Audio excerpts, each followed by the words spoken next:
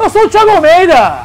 Eu sou a Melissa Andrade. E estamos aqui divididos sem cair para mais uma edição do Zona Livre dessa semana. A sua dose semanal de discussões e debates do Mundinho Nerd. Vambora! Meus amigos, a esta altura do campeonato, vocês já devem ter assistido Capitão América Guerra Civil, o 13º filme do Marvel Studios, que está sendo, assim, aclamado pela crítica especializada e pelos fãs, né? Até alguns, né, dizendo aquele hype como o melhor filme da Marvel. Você concorda, Mel? Cara, eu concordo até a segunda página, né? Porque tem Doutor Estranho ainda esse ano, então eu prefiro não me precipitar, mas sim, até o momento é o melhor filme da Marvel. Bom, Guerra Civil, né, ou melhor, Capitão América, a gente não pode esquecer que este é o 3º filme solo, e aí vamos colocar aspas aí, né, do Capitão América. Muitas aspas, porque ele não tá sozinho. Exatamente, é quase um filme dos Vingadores, é o Vingadores 2.5. É. Mas tecnicamente ele é o filme, ele é o 3º filme do Capitão América, que é uma leve e bem livre adaptação da saga Guerra Civil da Marvel nos quadrinhos, que não pega nada do argumento da série escrita, né? Mas ele pega basicamente a questão do confronto entre dois ícones dos Vingadores, que é o Capitão América e o Homem de Ferro. Mel, o que é a Guerra Civil no cinema? Qual é o argumento para estes dois heróis tão amados brigarem entre si? Cara, a Guerra Civil nos cinemas é muito simples. Basicamente o Tratado de Sokovia, e que acabou dividindo os heróis porque eles têm que pagar. Chegou num momento que eles não podem mais simplesmente explodir todas as cidades por onde eles passam, tentando salvar o mundo, né? Mesmo que eles tenham uma nobre atitude, aí eles não podem mais implodir em lugar nem explodir em lugar nenhum. Então é uma forma do governo de dar uma freada aí neles e impor uns limites. E foi isso que acabou dividindo os dois lados, porque o Capitão preza pela liberdade, que os Vingadores tenham o direito de escolher as próprias missões, enquanto o Tony Stark, ele quer largar a parada na mão do governo e que o governo decida o que eles devem fazer ou não. Exatamente, a gente não vai entrar muito na crítica do filme, porque a gente quer se basear nos argumentos dos dois heróis, né, do ponto de vista deles. Então, você já fica avisado que este vídeo irá conter spoilers, que é impossível a gente não se aprofundar nisso sem citar. Pare de assistir. Se você ainda não viu o filme e não quer saber, pare agora. Depois você volta aqui e assiste o finalzinho. Ou se você já viu, ou se não liga, né, de saber o que aconteceu, continua com a gente. Bom, é isso aí. Mel, qual o seu ponto de vista sobre as decisões de Guerra Civil? Você consegue elencar um dos lados como o lado correto? Todos os dois estavam errados? Um errou porque o outro errou? Tem uma justificativa? Qual é a sua opinião? Cara, minha opinião é bem simples. Não tem um lado certo. Você aí que está nos assistindo, você deve estar pensando, eu sou time Capitão América, eu sou time Homem de Ferro. Beleza, não faz diferença nenhuma. Sabe por quê? Porque no final os dois têm a sua parcela de culpa e os dois estão errados. Com a larga diferença que as pessoas esquecem, que como você mesmo falou no início, esse é um filme do Capitão América, então ele nunca ia ser jogado para baixo, porque leva o título, né, é o nome dele. Mas não tem ninguém certo, os dois estão errados. É basicamente 50 tons de cinza, entendeu? Não tem história preto e branco, não tem 880. Os dois estão errados em algum momento. O que me incomoda na Guerra Civil é justamente o fato de ser um filme do Capitão América e contar a história do Capitão América. Eu nunca fui assim, um grande fã do personagem, mas sempre admirei o Capitão América como grande líder e o grande símbolo que ele é. E nesse filme, eu acho que o Steve Rogers não fez jus, né, a toda esta carga que o personagem possui.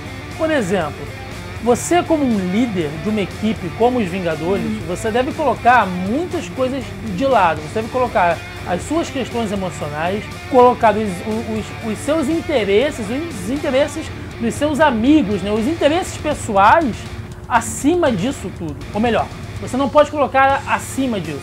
né? Você é um líder, você é um símbolo. As coisas que o Capitão América faz e fala inspiram outros heróis. E eu achei que o Capitão América ter tomado objetivamente um lado, né, para defender cegamente alguém que ele nem tinha certeza se era realmente inocente ou não, foi irresponsável da parte dele. Ou eu tô errado? Não, eu não acho que você tá errado. Você tem o seu ponto de vista. Mas assim, eu acho que se a gente for parar pra analisar a escala dos 3 filmes, e a escala que eu digo assim, a evolução, eu acho que ele fazia muito isso, não só dos 3 filmes, mas no papel dele também dentro dos Vingadores, que a gente não tem como excluir isso, né? Mesmo porque esse filme ele traz as consequências dos Vingadores 1 e 2. Exato. Então eu acho que assim, dentro da escala desses 4 filmes, ok? Sendo que esse seria o 5º, né, nessa linha aí de evolução do personagem, eu acho que aos poucos ele vai largando a mão desse papel que a gente está acostumado, como você falou aí, de líder e tal. Porque ele vê que é uma briga ali de cachorro grande, entre eles mesmo. São brigas de ego, né? São deuses e monstros, e pessoas com superpoderes, e pessoas que criaram os seus poderes. Então ele não tem muito aquela voz ativa que ele tem nos quadrinhos. É diferente essa interpretação dele no cinema. E eu acho que assim, ele foi largando mão aos poucos. Eu acho que no Vingadores 2 dá pra ver bastante isso, né? Que ele já começa a ter uma briga ali, uma rusga ali com o Tony, quando ele cria o Ultron, não sei o que, não era pra ele fazer. Se ele tivesse feito, ele tinha que avisar, aquela coisa toda do filme. Que a gente já falou, e tem podcast, tem vídeo e afins. Exatamente. E ele fica nessa, então eu acho que esse filme tipo, foi a ruptura dele como Capitão América. Eu acho que ele chegou num ponto que ele realmente cansou de desenvolver esse papel e de ficar lutando por uma coisa que ele acredita e que as pessoas não estão vendo mais, ou que mesmo que estejam vendo, não estão entendendo ou não estão aceitando a postura dele. E eu acho que ele acaba, tipo, cansando de ser aquele personagem, não um personagem, né? Ele acaba cansando de vestir a roupa e ser essa pessoa que é o líder, que todo mundo tem que ouvir. Então acho que ele decide, acho que ele cansa, na verdade, de ser o Capitão América, e ele quer ser o Steve Rogers, que ele não estava sendo há muito tempo. Muito bem colocado isso que você falou. Assim, claramente eu tenho a mesma opinião que a sua. Você vê que ele tá um personagem cansado. Tanto ele como o próprio Tony, né? Se você pegar a evolução deles, eles estão ficando cansados, curvados. Eles estão envelhecendo. Você vê isso com o peso da responsabilidade de invasões alienígenas, ataques de robôs maníacos homicidas. No bom português, eles estão de saco cheio. Exatamente. Só que o Capitão América, e de novo vou bater nessa mesma tecla, ele não desiste, sabe? Assim, existem algumas histórias onde o Capitão América deixa lá o manto dele, né, azul e vermelho de lado, deixa o escudo de lado, deixa de ser o Capitão América, ele já foi o Nômade, quando ele deixou de servir os interesses do governo americano num certo período lá nas suas histórias, mas nunca foi assim, pelo menos não que eu me lembre. Se você estiver assistindo esse vídeo aí, se você for fã, conhecer mais a história do personagem, me corrija se eu estiver errado, mas eu acho que o Steve Rogers nunca desistiu por estar de saco cheio, muito pelo contrário. Quando ele aceitou entrar no projeto do Super Soldado, ele estava ciente que a luta dele era uma luta quase que eterna. Primeiro vieram os nazistas, depois a Hydra, depois invasões alienígenas e robôs e a IMA. E a porra toda.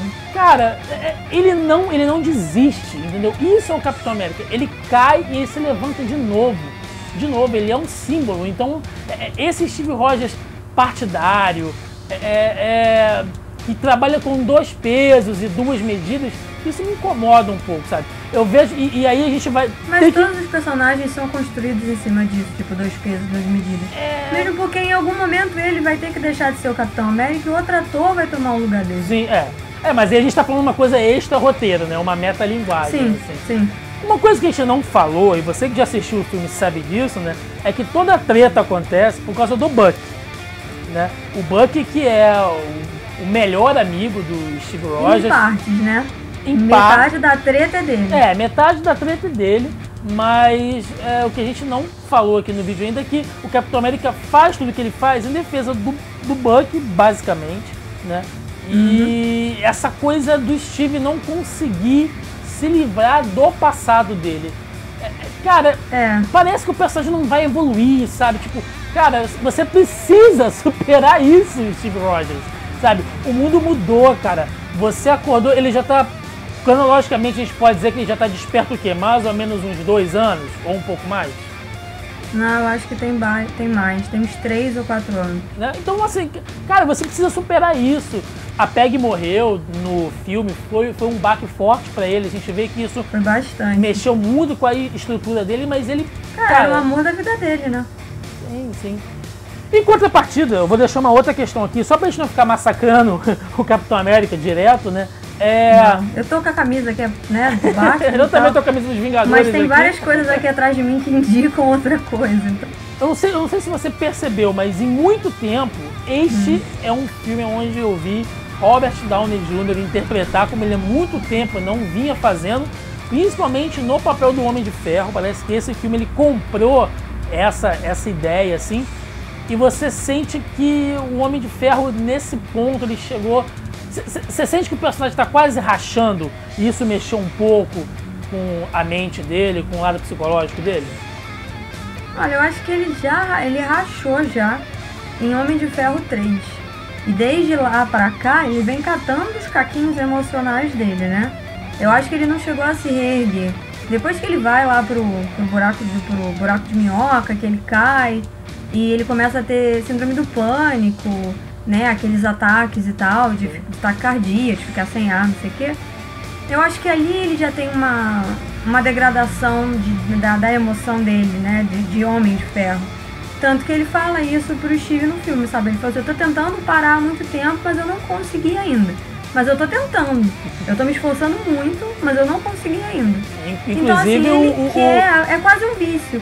Como ele não é alcoólatra, né, a Disney não pode colocar isso. De jeito nenhum. De jeito nenhum, da mesma maneira que no filme do Walt Disney ele não fuma charuto em momento nenhum, porque eles não podem fazer apologia ao cigarro. O Homem de Ferro, então, no filme, ele não é o mesmo alcoólatra que ele é nos quadrinhos. Eu acho que o vício dele é o Homem de Ferro. É vestir aquela armadura, ou inventar uma armadura nova, ou inventar uma armadura para uma outra pessoa, ou ficar criando. Eu acho que o vício dele é esse. É a válvula dele de escape. Como ele não pode enfiar a cara na bebida, então ele enfia a cara na mecânica. Que é o que ele faz. Isso fica bem claro naquele diálogo dele com o Steve, falando sobre o rompimento dele com a Pepper, né? Que ele fala que ele não vai parar. É isso que ele sabe fazer, é isso que ele quer fazer. Mas assim, ao mesmo tempo que ele tá cansado, é bem construído isso, o personagem. O Robert Downey Jr., ele é um puta de um ator. Só que ele foi escolhido pro personagem, como o Jon Favreau queria. Ele quer um canalha divertido, um canalha dramático, que era o que ele queria, era a proposta pro Homem de Ferro. E já evoluiu pra outra coisa. Exatamente, ele cumpriu essa proposta e ele tá evoluindo. Mas ao mesmo tempo você vê assim, ele não quer largar, sabe, do osso, de tudo que ele construiu, de tudo que ele alcançou. E como ele desconstruiu como pessoa também, porque ele fala que ele vendia armas, ele financiava guerra, ele financiava várias outras coisas, né? E pesquisas de laboratório, esse monte de coisa, e ele foi abrindo mão porque ele via que isso não era saudável. Ele fazia isso pelo dinheiro e pelo simples fato de que ele podia. Porque o Homem de Ferro tem essa coisa de poder, entendeu? De dinheiro, de status social mesmo, que ele tem. Ele usufrui disso graças ao pai dele. Então, assim, eu acho que ficou... O Robert Downey Jr. ele deu um show, assim, de atuação. E eu vi várias entrevistas dele falando que muitas daquelas coisas ali, algumas coisas foram improviso dele pro personagem, que não estava no roteiro e que os diretores foram aceitando assim porque condizia com a situação, entendeu? Ele foi até além do que foi pedido a ele. Bom, antes da gente encerrar, eu só queria dizer que eu particularmente, eu não sou time Homem de Ferro por concordar 100%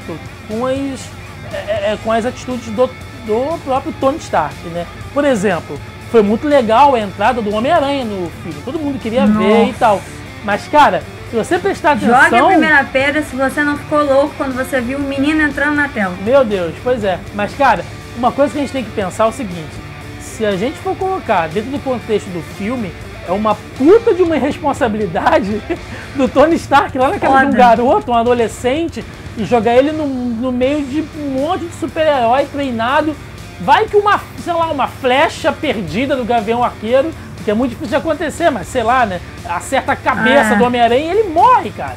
Entendeu? Nossa, imagina. É mais sangue na mão do Homem de Ferro. Então, assim, ele tá irresponsável, ele tá impulsivo, mas ele ainda tá se preocupando com a segurança de todo mundo. Ele faz as merdas dele, faz as cagadas dele, mas eu acho que o Homem de Ferro está sendo mais um líder do que o próprio Steve Rogers deveria ser. E isso me chateia um pouco. Isso vem me chateando um pouquinho. Eu discordo. Eu acho que ele fez esse papel de líder até certo ponto. Por exemplo, depois que rola a cena lá do aeroporto e que a Natasha, como a gente viu no outro filme, ela fala que ela tá devendo pro Steve, né?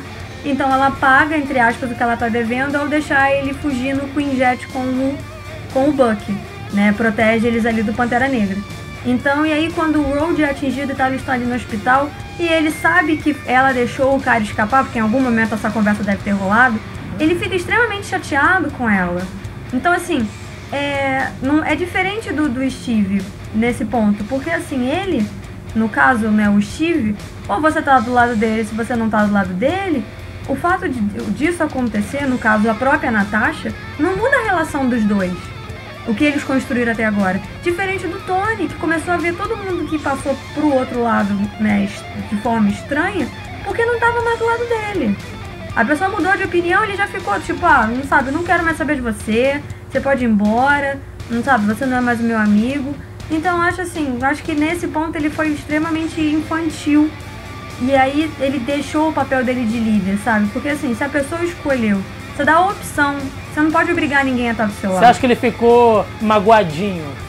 Ficou, acho que ele ficou magoado porque ele começou a ver que ele, talvez não, ali foi a primeira vez que ele não tinha recebido as informações ainda sobre a farsa lá do negócio do Bucky, então ele começou a ver que ele poderia ficar sozinho. Então foi quando ele deve ter começado a pensar assim, porra, será que eu realmente tô certo? Sabe, será que eu tô escolhendo? Ou então ele foi extremamente teimoso e falou, não, eu tô certo, esse pessoal é tudo burro, tá todo mundo errado, não tem ninguém que ir atrás de Steve porra nenhuma, entendeu? Então assim, das duas uma, ou ele ficou muito puto porque todo mundo largou ele, sabe aquela síndrome de criança rica, ninguém quer brincar comigo, ou ele começou a ficar bolado porque ele já tomou uma posição que ele achou que fosse certa e não era certa. Isso não fica muito bem, ele vai na interpretação de cada um, porque tem como ter essas duas interpretações no filme com a atuação dele. Então não dá pra saber ali, até certo ponto, se ele achava que ele tinha realmente errado na posição dele, ou se ele ficou puto porque o amigo tava no hospital e corria o risco de não andar e resolveu te contar em meio mundo. Foda-se você, sabe? Você não tá do meu lado, então você tá contra mim. Que foi basicamente a postura que ele adotou depois de a Natasha dar-lhe um passo fora e muito bem dado, por sinal. Bom, antes da gente encerrar, só mais um questionamento. Todo mundo sabe que o Soldado Invernal estava sendo controlado, né? Ele sofreu toda aquela lavagem cerebral da Hydra. Eu queria só saber quantas no total ele deve ter sofrido. Vale. E que cérebro é esse pra continuar intacto, né? Sabe? Intacto assim, muitas aspas. Entre aspas, né? Mas então assim, todo mundo sabe que ele não estava em suas plenas faculdades mentais quando ele cometeu todos os crimes. Entretanto, quando ele tem um contato com o Zemo, né, que ele está preso, o Zemo se infiltra e tem toda aquela cena, né, dele reativando, né, o Soldado Invernal psicótico. Depois disso, quando ele acaba sendo capturado pelo Falcão e pelo Capitão, ele se lembra de tudo, né, ele sabe o que está acontecendo e naquele momento ele não se entrega. Né? Ele deixa os Vingadores brigarem por causa dele, ele deixa o Steve carregar um enorme peso, uma enorme responsabilidade nas costas por causa dele. Ele não se entrega, ele não demonstra arrependimento, até então ele só quer livrar a cara dele, ele não faz nada pela equipe e para aquelas pessoas que estão ajudando ele, mesmo que indiretamente. Você acha então que ele realmente tem uma parcela de culpa, sim, e que ele foi até um pouco covarde? Cara, eu acho que ele lembra do que é ativado na cabeça dele. Eu acho que ele lembra das mortes porque, cara, se você matar alguém, eu não sei, eu nunca matei ninguém. Espero não chegar a esse ponto. Eu também. Né? Mas eu acho que deve ser uma coisa que não tem como você esquecer. Então, assim, eu acho que ele não lembra da missão por completo, de nenhuma das missões. Exatamente do passo a passo, sabe? Que carro que ele roubou, que moto que ele roubou, essas coisas. Então eu acho assim que ele se lembra, eu acho que ele guarda um pouco de remorso, mas ao mesmo tempo ele é tão mexido que eu acho que ele não sabe lidar exatamente com as emoções e com esses sentimentos dele. Então ele é parcialmente culpado por ele não se abrir, por ele não falar e por ele não reconhecer o risco que ele é. Eu acho que o fato dele com o Steve, eles nunca chegarem a conversar, exceto a cena que ele é capturado lá pelo Falcão e o Steve, aí que ele começa a contar por que o Zemo queria com ele e tal. Eu acho que ele nunca vai falar pra ninguém o que aconteceu, porque ele mesmo não consegue processar aquilo. Eu acho que é muita informação. Então imagina você ter que falar com um cara, sabe, você sentar pro governo, falar, beleza, vamos listar aqui todas as missões que a Hydra já te obrigou a fazer, sabe, desde que você foi pego lá e virou bonequinho lá dos russos, não sei o que lá. Então eu acho que é bem complicado. Ele tem sim uma parcela de culpa, mas ele não é culpado pelo todo. Porque ele tava... Você vê que ele conseguia fugir daquela prisão ali, daquele box, muito fácil. E ele não fugiu. Ele ficou parado ali. Ele se deixou ser preso, ele podia ter brigado com Deus e o mundo. Mas você vê que ele tinha a força. Quando o Zemo meio que ativa ele, você vê que ele tinha a força pra fugir dali se ele quisesse. E ele não faz isso. Então ele meio que estava conformado com o destino dele. Era aquela coisa, eu não vou me entregar, mas se alguém me pegar, beleza. Se chegarem até mim e me capturarem, sabe? Tá aqui, ó, minha algema, pode me levar, tá tranquilo. Então assim, eu acho que ele não sabe lidar com ele mesmo. E aí fica difícil porque outras pessoas não sabem lidar com ele. E o Steve acha que tá lidando com um cara que ele conheceu durante a guerra. E esse maluco já é uma outra pessoa. Não é o mesmo Buck, entendeu? Ele tem resquícios daquele Buck, mas não é a mesma pessoa. Bom, a gente vai parar a nossa discussão por aqui, mas a gente quer saber a opinião de vocês também. Então, se você acha que algum dos lados, né, está mais certo que o outro, ou que não tem ninguém certo nessa história toda, deixe nos comentários a sua opinião. Se você gostou, dê o seu like, assine o canal, vai estar ajudando a gente pra caramba. Curta nossa página no Facebook. E mais, se você quiser saber mais das nossas opiniões sobre Guerra Civil, nós gravamos 2 podcasts, estão lá no Zona E. Vai ter o link deles também aqui na descrição do vídeo, onde vocês podem ouvir a nossa análise sobre a Guerra Civil nos quadrinhos, né, os 10 anos de Guerra Civil ali. Bem detalhado. Bem detalhado, todos os tains, não só a série principal. E nós também gravamos um programa sobre o filme, um programa de mais de 1 hora de duração, onde a gente analisou as cenas em específico, a participação dos personagens, caracterização, e tivemos uma discussão bem mais acalorada sobre os nossos pontos de vista. Não brigamos. Exatamente. Né? Não brigamos. Só fomos bem felizes e calorosos. Bem calorosos. Na verdade, bem entusiasmados no que a gente estava falando. Bom, mas o que seríamos de nós nerds se não fôssemos assim, né? Ah, é. Então, agradecendo a Mel pela presença hoje aqui no Zona Livre. Obrigada e de nada. E nos vemos na próxima semana, galera. Valeu, um abraço. Até a próxima. Até a próxima. Valeu!